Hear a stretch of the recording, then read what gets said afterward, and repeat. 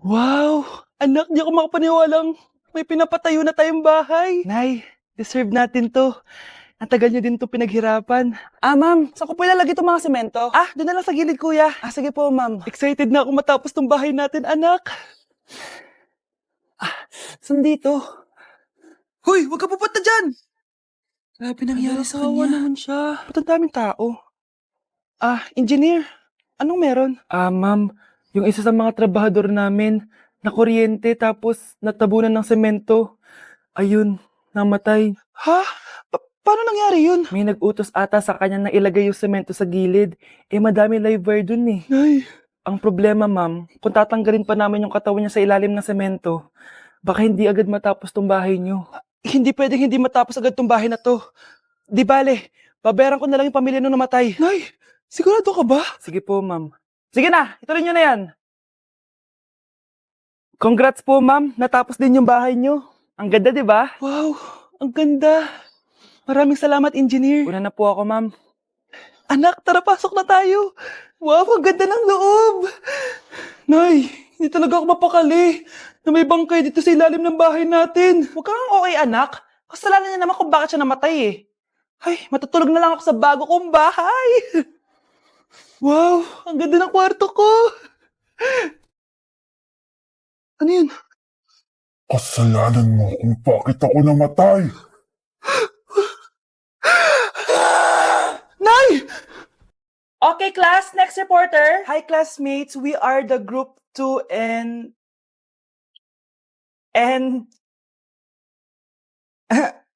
Scarlett, may nakakatawa ba? Our topic for today is... Isa pang tawa is zero na kita. Wait lang, ma'am. Saan pupunta yun? Nakakatawa yun, no? Ano, magpapatawa ka pa? Nagre-report ako, di ba? Gusto mo bang maging kwento, be? Joke lang yun eh! Ang sayo lang ginagawa natin, di ba? Subukan mo na magpatawa ulit. Hindi mo magugustuhan yung gagawin ko sa'yo. Nay! Anong ginagawa mo dyan? Pinapainit ko lang tulutuan natin. Uso kasi to, anak. Uso, Nay? Bakit di na lang doon sa kusina? Sa sobrang init ng Pilipinas ngayon, ayan, pwede ka na magluto. Di ba? Tipid sa gas. Grabe! Ang talino mo, Nay. Makakatipid na ako neto. Anak, check mo nga dyan yung sinaing ko. Okay na po to, Nay. Ano ba naman tong batang to? Tanghali na nakahilata pa din. Kala mo siya nagbabayad ng kuryente. A few moments later. Ako kainit. Sinag pa nila electric fan. Ang init na nga sa Pilipinas, tapos magpatid pa electric fan eh. Tay, ano yan? Ice coffee? Mainit na kape to, anak. Mainit na kape? Ang init na nga sa Pilipinas eh. Ang perfect nga nito, anak eh, kasi mainit tapos mainit, di ba? Negative times negative equals positive. Perfect nga, Tay. Enjoy. Hala, late na ako. Ano to? Sinuspindi na ang face-to-face classes sa ilang paaralan sa bansa dahil sa sobrang init. Crush? Pero yung crush ko na yung matay. Crush? Crush? Tsak mo nga kung humihinga. Hindi eh. Tsak mo yung puso niya. Hindi tumitibok. Patibukin mo. Ha? Paano? Sabihin mo yung pangalan ng crush niya. Sino? Dominic. Dominic? Dominic. Wala pa rin eh. Vince.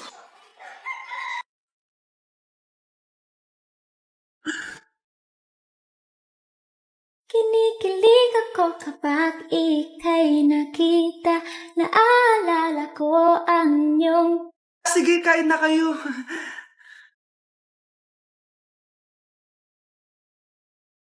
Si Ay lang ako sige anak. Anak, matagal ka pa ba? Sabi ko na multo ka eh. Halika dito. Anak! Bakit ka tumatakbo, Nay? Yung jowa mo! Multo siya! Pinagkasabi mo dyan, Nay! Anak, tingin ka sa likod! Hi, Mare! Nay! Umalis na tayo dito! Tara na, anak! A few moments later. Ang galing natin, Nay! Naloko natin sila! May bago na tayong bahay, anak! Nay! Sino yun? Totoong multo na yun, anak! Umalis na tayo dito! Ay, wag po kayo magagalit. Girlfriend ko po kasi yung anak ng kapitbahay natin. Yung mayaman na kapitbahay natin. Opo, Nay. I like your taste, ha? Nasaan na siya? Nandito po siya, Nay. Papakilala na kita. Babe, halika. Hello. Ikaw pala yung girlfriend ng anak ko. Anong pangalan mo? Ako si Kendall. Ang pinakamayaman at pinakamaganda dito sa barangay nyo. I like your confidence. By the way, kumain ka na ba, Iha? Hindi pa. May masarap ba kayong pagkain dito? Oo naman, masarap ako magluto. Tara, kain na tayo. Ito, kain na tayo. Sarap. Yuck!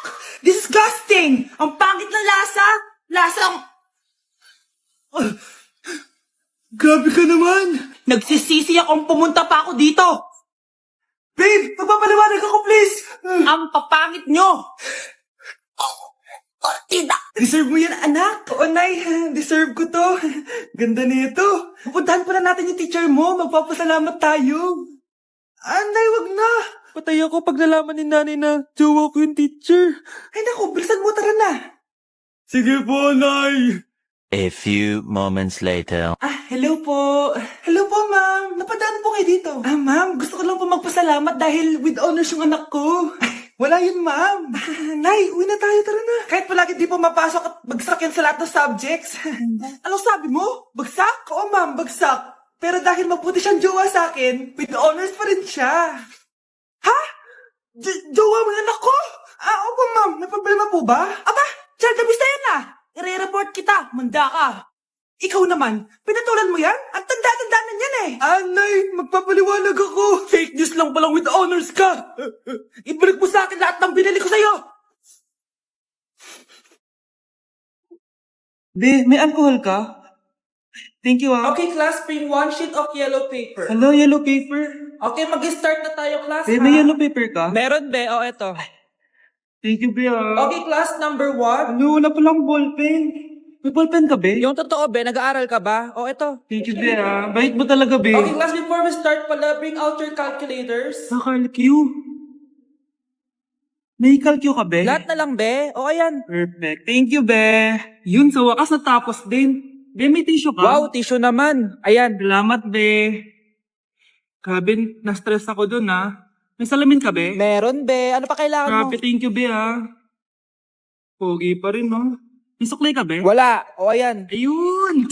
Ikaw na talaga, Be. Best classmate ever. Guys, maganda kayo. Magbe-beach tayo next week. Magpapaganda na ako. Ready na ako sumisid.